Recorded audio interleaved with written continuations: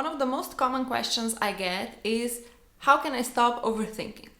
How can I stop having so many different scenarios in my mind? In this video, you learn the many forms of overthinking, you learn the consequences of overthinking, and most importantly, you learn 6 practical ways how to stop overthinking everything. Hi, I'm Katja. I'm a psychologist and psychotherapist from Slovenia, and I'm here to help you skyrocket your self-esteem. So make sure you subscribe so that you don't miss any of my new videos. I remember this client of mine. She was in her mid-30s. She was successful at her job. She had a boyfriend. She had many friends. And from afar, everything seemed fine. But inside, she was, by her own words, a nervous wreck. She was always overthinking everything. She had a very strong need to always be in control, to always have a plan B in case things didn't work out. So she was always thinking about what if scenarios. What if my car breaks down? What if my boyfriend breaks up with me? What if I get sick? What if I develop dementia? And so on. As a result, she was constantly alert. She could never allow herself to relax and to just be. Unfortunately, there are many ways we can overthink things. Sometimes it's the endless what-if scenarios and trying to predict the future, like my client did. Sometimes it's reading into the smallest of details. Sometimes it's trying to read other people's minds and trying to guess what they're thinking about us.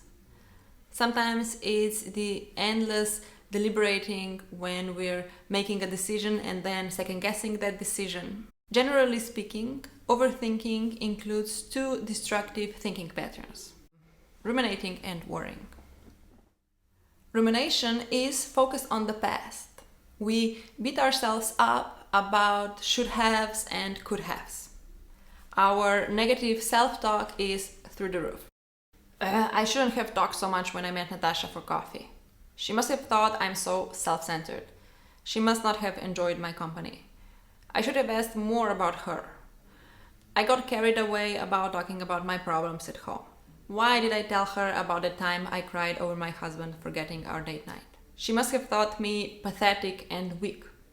Next time I should just shut up and not be so me. Worrying, on the other hand, is focused on the future. Not the future in general, but on a dark version of the future. We make these negative, sometimes even catastrophic, predictions about what is to come. Like, tomorrow I have to give that presentation in front of my boss and my colleagues, and I know it will be just horrible. I'm a terrible public speaker. I know I'll embarrass myself. And that everyone will see just how nervous I am. And that they'll know that I'm just a fake. That I have no idea what I'm doing. That I'm stupid and incompetent. So, what is your most common way of overthinking? Are you overthinking about the past or the future? Are you overthinking about what others are thinking about you? Do you have trouble making decisions? Let us know in the comments below. Overthinking can have serious consequences. One of them is that overthinking makes you miss out on opportunities. Let's say that you're suffering from social anxiety and you have trouble speaking in front of other people. And let's say that in this very moment you're at work and there are a bunch of your colleagues around and they're talking about work and joking around. And in this moment you think about the perfect joke regarding work. But instead of saying it, you overthink. Is the joke actually good? What if they don't get it? What if they think I'm weird? What if they laugh at me, not the joke? Before you know it, the conversation has moved on to other things and you've missed a chance to tell the joke. Overthinking can also affect your relationships. Remember in Sex and the City where Carrie keeps talking about Big to a point where her friends tell her that they can't take it anymore and they suggest she sees a therapist? Overthinking and constantly second-guessing everything can exhaust not only you, but those around you as well. The problem with overthinking is also the fact that you're not actually doing anything. So many people confuse overthinking with problem solving. They think they're solving a problem, but actually they're just running in circles in their minds. It's sort of like if you sit in a rocking chair. You have the feeling of movement, but you don't actually go anywhere. Research shows that overthinking can increase your risk of mental health problems, especially anxiety and feelings of self-doubt. Overthinking can also deepen your depression and cloud your judgment. Research also shows that overthinking can lead you to unhealthy coping strategies due to the stress of overthinking, such as alcohol or food. Many of my clients find it especially difficult to stop overthinking at night. When they go to bed, instead of falling asleep, they start to overthink. They start to think about all the things they did wrong that day, or they start worrying about the future, so about what tomorrow will bring, what they have to do at work, and so on. So it's no surprise that the research also shows that those who tend to overthink sleep fewer hours per night and also have poorer sleep quality. So what can we do about it? When trying to stop overthinking, many people start to overthink their overthinking. Like, so which vacuum cleaner should I buy? The more expensive one or the one my friend suggested?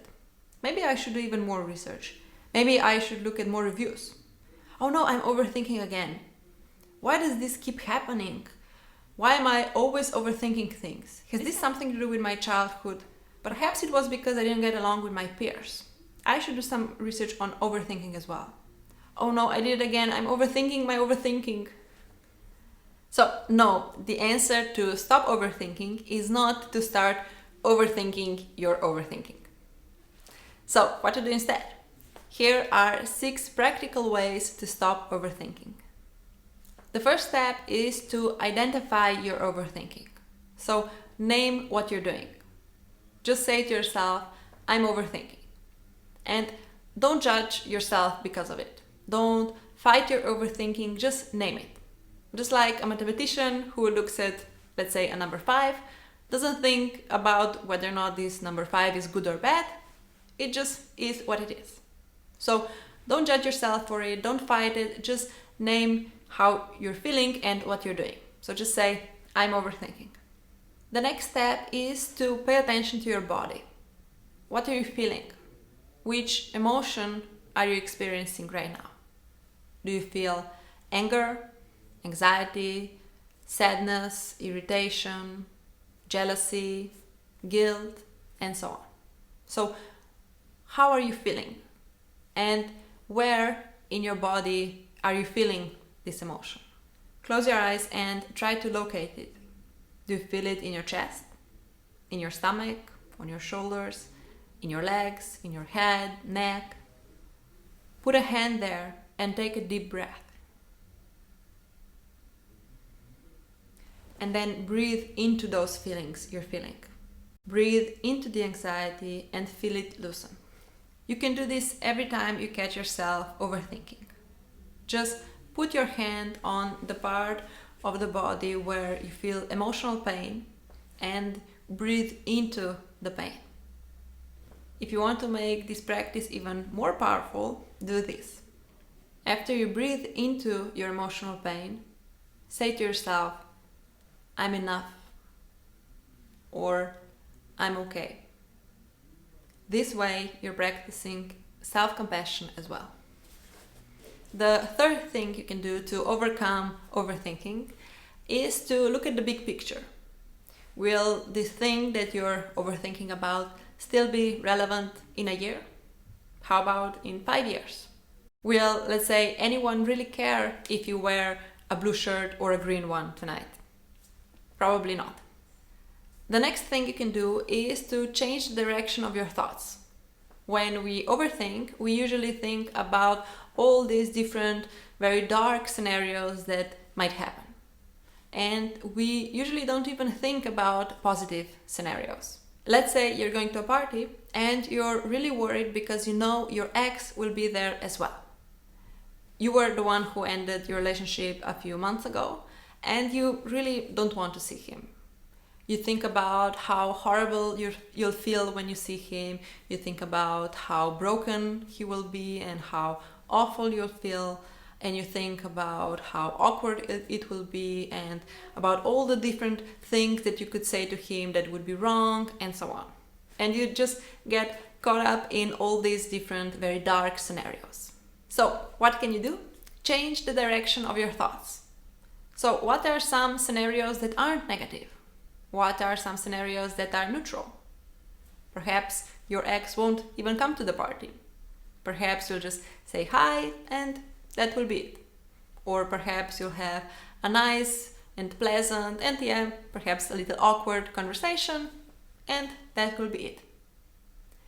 So these are some neutral scenarios. Can you even find some positive scenarios? Perhaps he'll be happy and you'll finally be able to stop feeling guilty for breaking his heart. Perhaps he'll even be very mature and he will thank you for making the right decision for both of you. So there are many other scenarios besides the dark ones. So change the direction of your thoughts and think about what are some neutral and what are some positive scenarios as well. The fifth way to stop overthinking is to acknowledge our successes. When we overthink, we usually see ourselves as not being good enough. We worry about what the future might bring and we worry about us not being able to handle it. Or we worry about the past and we worry that we're not able to overcome what happened in the past. So think about all the things you already did. Think about all the times when you didn't know how to solve something, when you didn't know what to do, and you became resourceful and you found a way. So think about all the times where you already proved to yourself that you can, in fact, handle it. If acknowledging your success and praising yourself is hard for you, make sure you watch this video. And if you're thinking that you haven't really been successful at anything, then that is a sure sign that you really do need to watch this video. And the final way how you can overcome overthinking is to shift your attention from overthinking to actually solving the problem that you're overthinking about. So let's say you're worried about money. Instead of worrying about how you're going to pay the bills, instead of worrying about why this is happening to you and so on, start looking for a solution. Think about if you can perhaps make some budget cuts. Think about if you can perhaps work an extra shift. Can you perhaps talk to your boss about a possible raise? Can you start a side hustle? And so on. So many times we get stuck in our thoughts without taking any actual action. So instead of thinking why something is happening to you, think about how you can solve it and then take action. So that's it. These are the 6 practical ways how to overcome overthinking. So first, identify that you are in fact overthinking. Second, pay attention to your body. Third, look at the big picture. Fourth, change directions and think about neutral and positive scenarios as well. Fifth, pay attention to acknowledging your successes. And final, take action. Did you like this video? If you did, please give me a thumbs up and make sure you subscribe. Make sure you hit the bell for being notified when a new video comes up as well, so that you don't miss it. You are very welcome to join my free Facebook group as well. It's called Skyrocket Your Self-Esteem. I really hope to see you there. Thank you so much for watching. See you soon.